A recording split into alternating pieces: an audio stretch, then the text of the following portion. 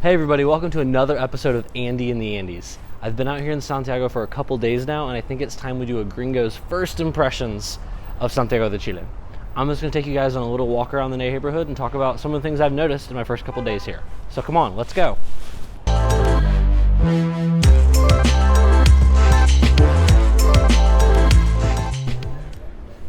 Alright, so the first thing I've noticed is how big this city is.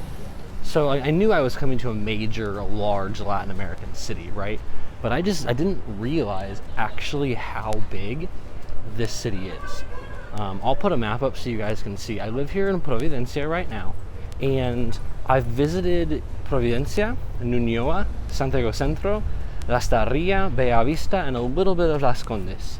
And so as you guys are going to see, that's really not that much space, like not that big of a percentage of the city. And so it's kind of crazy how big this place is. And there's always something going on. There's so much movement in the city. So many people walking around, and cars and buses and trains, and there's so much happening. It's crazy. But the city's also super beautiful. I mean, every neighborhood has its own perks and quirks. I mean, look at these houses down here. It's just beautiful, and I love it. Every neighborhood, every section has kind of its own vibe, its own feel, its own architecture. So you really get to feel like there's a little bit different vibe everywhere you go. And so that's one of my favorite things about it, is that every time I go to a new neighborhood, or I head somewhere else to check out what's around, it doesn't necessarily feel like I'm in a different city, but every part of town definitely has a different vibe. Okay, number two, the next big thing I've noticed is the costs, the prices here. Definitely more expensive than the rest of Latin America as far as I've seen. So one of the big things that I've noticed as I've gotten here is that in comparison to other places I've been in Latin America, most of you know that I lived in Bolivia for a little while, I visited Guatemala a couple times, it's very expensive here. Now, it's not New York or London or California expensive, but there's definitely some higher costs here, pretty comparable to what you might see in an average American city. Not a big city, but maybe a smaller city. The costs here are pretty comparable. So you're looking at a subway ride or a bus ride is about $1 each. You go out for dinner, if you go to a nicer restaurant, you're looking at $15, $20 a plate. If you're going to a small restaurant, eating something a little bit smaller, you're still going to be looking at $6 or $7 a plate. A coffee is going to run you anywhere from $2 to $5, things like that. So it's definitely more expensive than other places in the region that I've been, but not quite as expensive as some bigger cities of comparable size in other parts of the world. Okay guys, so the third thing, number three, the third thing that I've noticed is the graffiti. So back in October, I think October, maybe November, there was a big social situation that happened. A lot of protests, a lot of looting against the government here, and especially the police, for a lot of different reasons, but people were very, very upset and very frustrated. And pretty much the entire city, except for like the really nice parts of town, like maybe in Las Condes or Vitacura, got graffitied and got destroyed. And so you can see even here, I mean, there's graffiti all over this wall, look across the street, same thing. And it's impossible to go anywhere in this city without seeing graffiti, without seeing something written against the police or against the government, or like if we're trying to make some kind of political statement. It's really quite impressive, honestly. And for me, it very much feels like you can feel, it's kind of like a feeling that you get here in the city, that people are upset.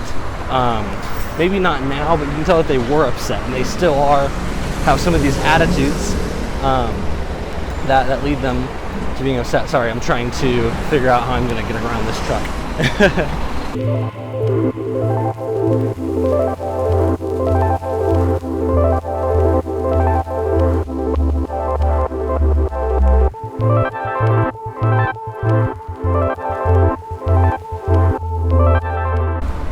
Okay, I'm back. I got around the truck. We're good.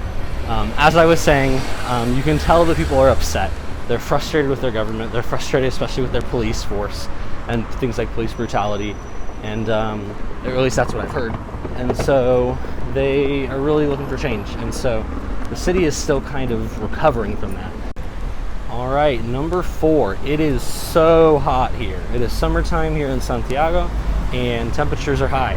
So it's about upper 80s, lower 90s in Fahrenheit. It's about 30 degrees Celsius and you can feel it every day. It's very, very warm. You have to do a lot of walking around the city, so you can definitely feel the heat here. Another thing that is quite different from the US is that very few people have central heating or air conditioning here, and so it's not like you can go inside to your home to get away from the heat. Even inside your house, it's still quite warm.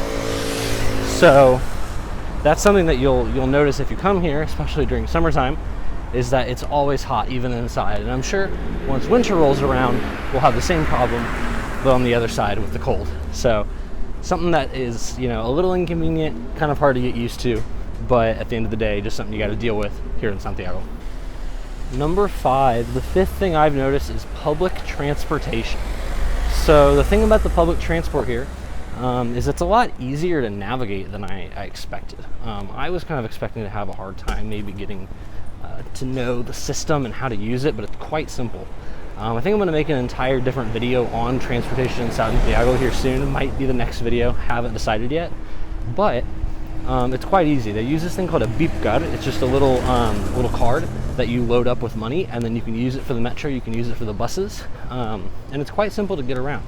The system is not too hard to navigate, and for the most part, there's a lot of apps and stuff that are useful that'll help you get around. So you can use Google Maps, you can use the Move It app is one that I really like. And so if you ever come here to Santiago, that'll definitely help you figure out how to navigate public transport. And then overall, it's quite easy to use. So it's not too hard to get around the city and get where you need to go if you're going to use the buses or the metro system. All right, point number 6 is the Spanish. So I speak Spanish very well, something I'm very proud of, something I'm very thankful for. It's honestly one of my favorite things about me is that I've learned to speak Spanish very well. So I was warned by many people before I came here to Chile that Chileans have awful Spanish and that it's so hard to understand them. So I was expecting to have a very difficult time understanding what people are saying here in Santiago. But I've noticed that it's not quite as difficult as I expected. So there are some people that I'll run into that talk super fast and are just really hard to understand. But for the most part, I can understand people pretty well.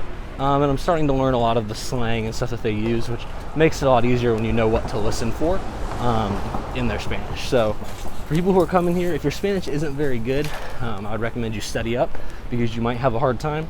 But if you feel like you already speak pretty well, don't be too intimidated because the people here really aren't that hard to understand for the most part. All right, my 7th and final point is going to be the people. I love the people here. Even in a couple days, everybody that I've gotten to talk to has been super friendly, super nice to me, super helpful. Even complete strangers have been very, very helpful. Here's an example. The other day, I think it was actually on this street. Maybe not, I can't remember. But I went to visit a class in Ñuñoa, about a 45 minute walk away from where I'm staying. And when I was in Ñuñoa, I visited the class, and afterwards it was about 8 o'clock. I went to get a bite to eat. So we're looking at 8:30, 9 o'clock in the evening on a Friday night. And I was just going to grab a bus and head back to where I'm staying. So I waited, and I waited, and I waited, and no bus ever came. And so there's another lady who came over to wait for the bus. And she had her app open and was looking at the buses and was like wondering, wow, why aren't they coming? That's kind of frustrating. And so finally, a colectivo came by, and a colectivo was like a little shared taxi that runs a set route, very common here in Latin America. And so she was like, oh, here's a colectivo. It's going to where you're going. Don't worry. Come on, get in. And I was like, okay. So I got in the colectivo, and she was nice enough to pay my fare for me because we both went through the trouble of sitting there waiting for the bus, and she wanted to help me out. So she went ahead and paid my fare. It was a little bit under $1. And I was just like, wow, a complete stranger who doesn't know me was willing to pay my fare to help me get home. Things like that are incredible. A couple of people that I've met at the church that I went to visit here have already invited me out for coffee this week. I mean, the people here are just so friendly. All right, guys, thanks for watching another episode of Andy and the Andes. I hope you enjoyed hearing a little bit about my insights and the things I've noticed here in my first couple days in Santiago. Leave a comment. Tell me if you agree, if you live here, if you agree with the things I've said, if you think I maybe haven't got it yet. I mean, I've only been here for a couple days, and I'm sure it'll be cool to look back at this video maybe in a year and see what I agree with and what I disagree with. All right, guys, if you like this video, go ahead and give it a thumbs up down below and subscribe. Thank you so much for watching, and I'll see you next time.